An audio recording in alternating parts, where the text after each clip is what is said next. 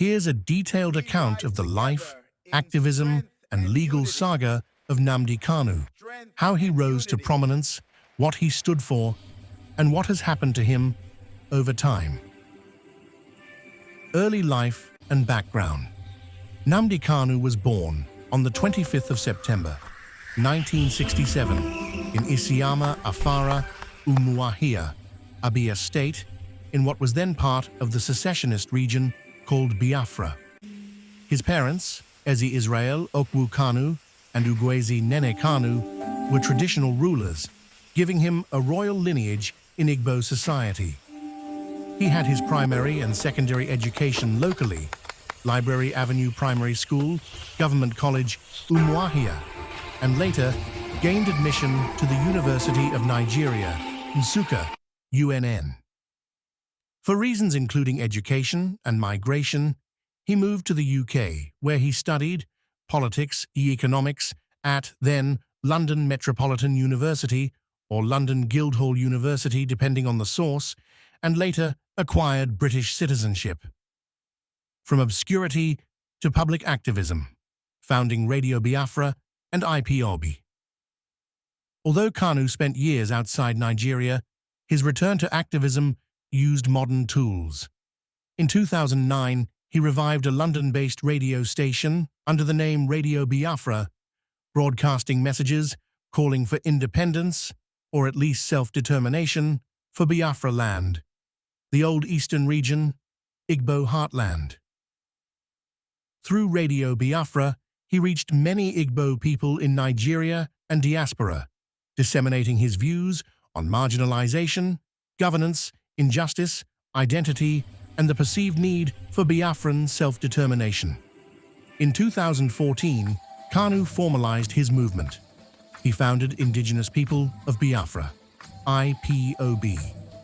IPOB sought to restore or re-establish the defunct Biafra as a separate political entity, arguing that the people of the Southeast and Igbo still suffered neglect and injustice in Nigeria.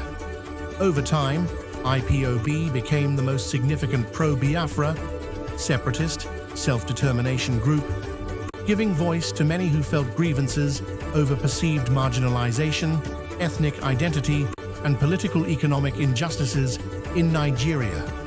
Confrontations, arrests, exile, and return. Kanu's activism put him on a collision course with the Nigerian state. Key episodes.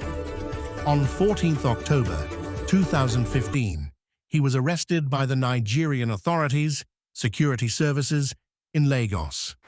The charges included treasonable felony, sedition, and membership leading of an unlawful organization due to IPOB and his broadcasts. He was held in detention for more than a year, despite court orders for his release. His prolonged detention sparked protests and amplified his profile among supporters. On the 28th of April 2017, he was released on bail under strict conditions. However, after security forces raided his family home in Umuahia, part of what was known as operations targeting Biafra-related activism, Kanu disappeared, effectively fleeing Nigeria. For several years, he remained abroad, allegedly moving across countries, and continued to exert influence over IPOB and its communications operations, even while in exile. In June 2021, he was arrested and renditioned.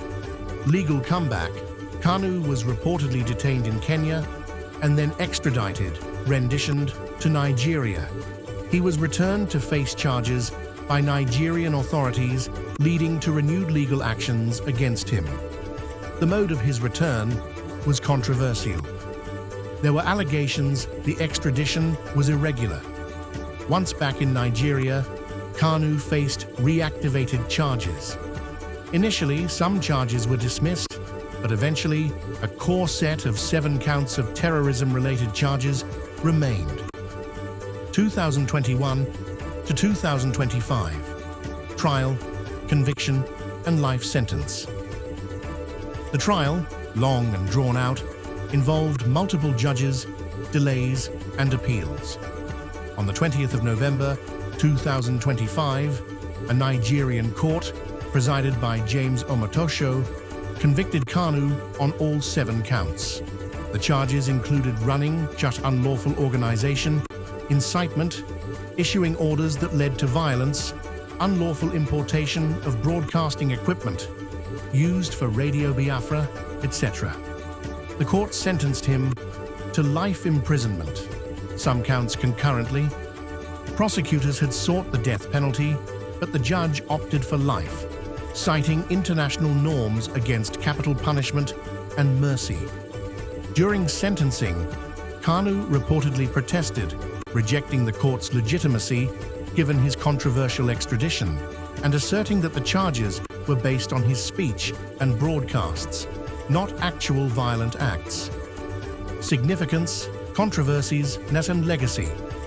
For supporters, Nnamdi Kanu represents a continuing push for self-determination, regional autonomy, and justice for Southeast Nigeria, drawing on the memory and grievances from the old Republic of Biafra and the Civil War, 1967 to 1970.